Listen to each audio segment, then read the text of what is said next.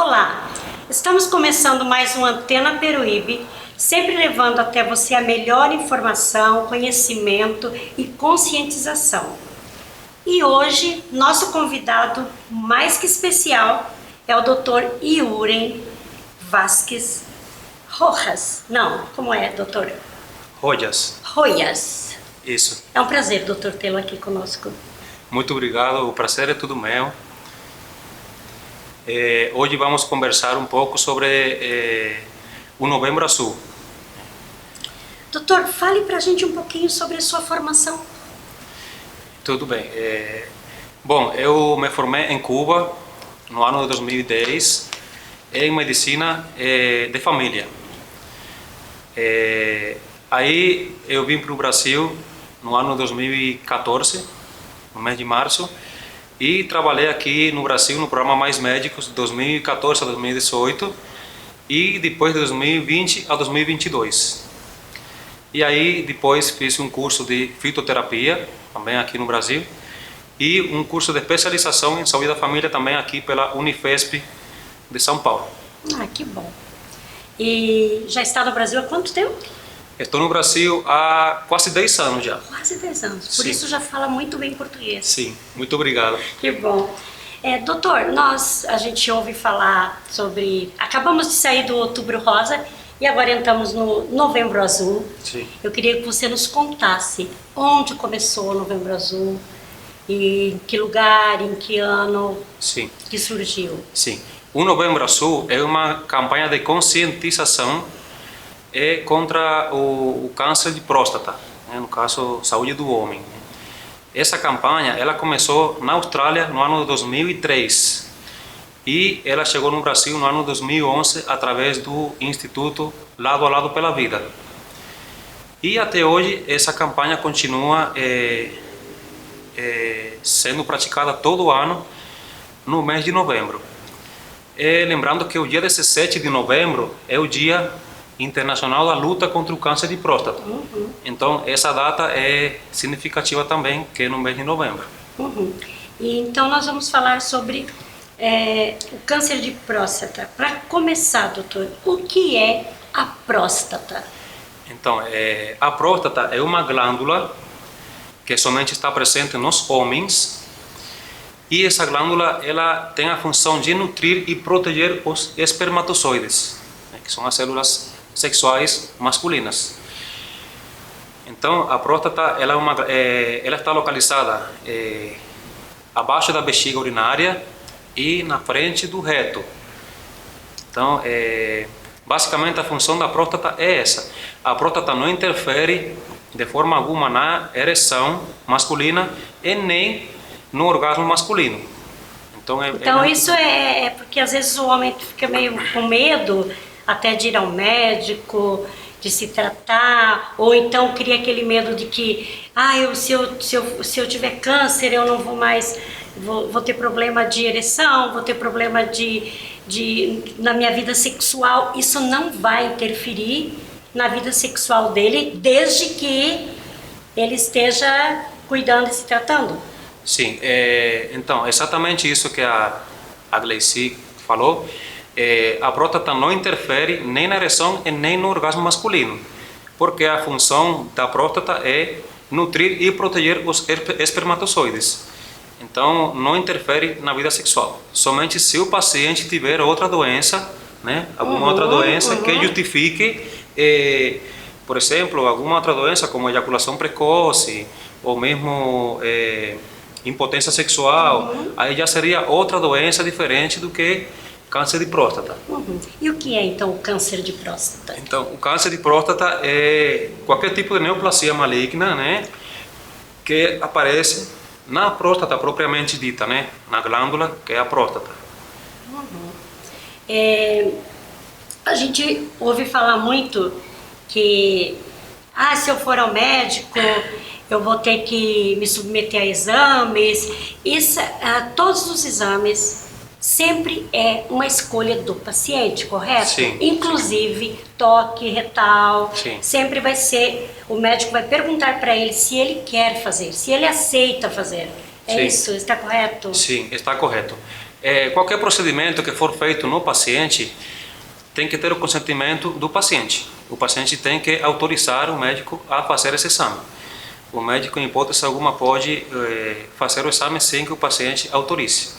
Muito importante isso. Isso cabe para qualquer situação, correto? Sim, sim. Se eu for ao médico, é eu que autorizo até onde eu quero que meu corpo seja tocado para exames? Sim, sim. Ah, muito bom. Sim, muito bom. exatamente. E quais são os sintomas do câncer de próstata? Bom, os sintomas do câncer de próstata, nos primeiros estágios, em muitos homens, não tem sintomas. Tá? Nos estágios iniciais não tem sintomas. Agora, quando aquele câncer começa a crescer, começa a comprimir a uretra, que é aquele canal por onde sai a urina, que vai da bexiga até o pênis, né? Até a parte do exterior.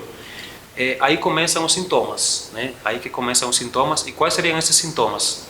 Dependendo do grau de obstrução, o grau de crescimento daquela próstata, o paciente vai ter dificuldade para começar e para terminar o ato da missão, né, de urinar. Então o paciente vai ter dificuldade para começar a urinar e para terminar de urinar. Por que acontece isso? Porque a uretra está comprimida pela próstata. Então vai acontecer esses sintomas. O paciente pode ter sangramento na urina, né, porque a próstata ela aumenta e ela acaba machucando um pouco a uretra ali naquela região e vai acabar sangrando um pouco. Aí vai sentir dor. Vai ter dor também, nos estágios mais avançados vai ter dor. O paciente vai acordar à noite várias vezes para urinar, né? Porque a bexiga, ela não se esvazia completamente, ela fica com urina e ele vai ter que acordar várias vezes à noite para poder urinar, né? Porque tem vontade de urinar e não consegue esvaziar a bexiga. Então, praticamente os sintomas do câncer de próstata são sintomas urinários, né? Todos urinários, né? Tem a ver com a urina, com a parte do homem urinar. E aí também pode acontecer também a urina, o jato de urina bifurcado também, que é outro sintoma que pode acontecer.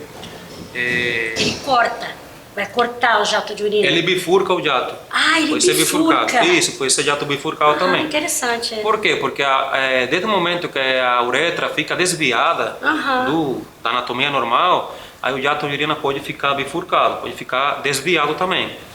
E esse paciente também pode apresentar gotejamento de urina, né? Ao invés de urinar normalmente, ele vai gotejar urina. Então, isso também é outro sintoma importante. Mas seria interessante que não precisasse chegar a isso para depois procurar um médico, né? Exatamente. Exatamente. Então, e quais são os fatores de risco? Sim, é importante falar sobre fatores de risco. Mas antes do fator de risco, eu queria também falar sobre uma questão importante, que, por exemplo, o câncer de próstata, a hiperplasia prostática benigna, que é outra doença que é parecida com o câncer, só que não é maligna. Não é maligna. Não é maligna.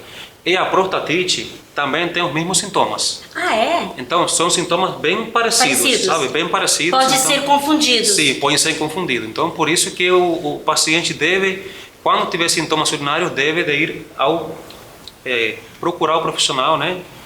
Nesse caso, urologista, ou clínico geral, ou médico de família, para fazer os exames, né? Exames que são feitos para diagnosticar para saber o que o paciente está apresentando. A partir de que idade é o ideal? Bom, a próstata começa, o ideal seria a partir de 45 anos de idade para os homens que não têm fatores de risco, e a partir dos 50 anos, a partir de 45 anos para os homens que têm fatores de risco, e a partir dos 50 anos para os homens que não têm fatores de risco. Porque a próstata normalmente ela vai aumentar de tamanho com a idade. Então, quanto mais idade, a tendência da próstata é aumentar o tamanho mais naturalmente. Então, no caso, já tem um histórico familiar, o pai teve, o irmão, o avô, alguém da família, tem esse histórico, já é um fator de risco isso? Sim. Os fatores de risco do câncer de próstata começa pela idade. A idade mais avançada tem mais possibilidade de apresentar o câncer de próstata. Não quer dizer que vai se cumprir para todo mundo, sim, para todas as pessoas. Mas com o avanço da idade, vai também é aumentar a chance desse paciente desenvolver o câncer de próstata. E a questão genética também, que a senhora abordou aqui também, a questão hereditária, né? Familiares de primeiro grau, como o pai, o irmão e os avós, né, que tiveram câncer de próstata, esse paciente tem uma chance de ter. Não quer dizer que vai ter, entendeu? E também não quer dizer que o paciente que não tem histórico vai ter ou não vai ter. Isso é relativo. Mas a gente sabe que a genética, todo mundo sabe que a genética interfere sim na transmissão de doenças, né? Tanto agudas quanto crônicas. Então, outro fator importante é a obesidade e o sobrepeso, que isso também está muito ligado ao sedentarismo, hábitos dietéticos, condutas dietéticas erradas, consumo de alimentos industrializados e tudo mais. Isso vai levar... Que hoje é assim tão comum, né? Sim. As pessoas querem uma vida mais fácil, Sim. uma vida mais rápida, então elas correm para os fast food, correm para os embutidos, e a saúde vai sentindo daqui a pouco. Sim, esses fatores de risco, eles não somente para câncer de próstata, eles se cumprem para várias doenças. Então, só que o câncer de próstata, como estamos conversando sobre esse assunto, ele se cumpre para o câncer de próstata. Também o hábito de fumar, né? O cigarro também interfere, bebida alcoólica também. Também interfere. Também. Tudo isso também. A bebida alcoólica também é um fator de risco para câncer de bexiga. Também, isso é bom também saber. E, bom, o cigarro, todos sabemos o prejuízo tudo que causa na saúde do ser humano, né? Então, acho que o cigarro é uma questão já que a gente já conhece muito bem, né? É verdade. Então, doutor, quantos minutos, Leandro? 3. Voltando nos fatores de risco, você falou da obesidade. Sim. Vou voltar a falar, tá? Em relação, você falou a obesidade, interfere em muitas doenças hoje. E no câncer de próstata, que está lá escondido, também acontece isso? Também acontece. Exatamente, a obesidade, ela é um fator de risco para muitas doenças crônicas, né? Digamos, por exemplo, hipertensão arterial, diabetes mellitus, câncer de próstata, até mesmo dislipidemias, até mesmo doenças da coluna vertebral, né? Artrose da coluna vertebral, hernia do disco da coluna vertebral, problemas articulares dos joelhos, muitas doenças. Até mesmo na fertilidade masculina também interfere. Então a obesidade é um fator de risco muito importante e cabe destacar que a obesidade é um fator de risco modificável, porque existem fatores de risco não modificáveis como a idade e existem fatores de risco modificáveis como a obesidade. Então a obesidade também é um fator de risco para o câncer de próstata. Câncer de próstata também. Sim.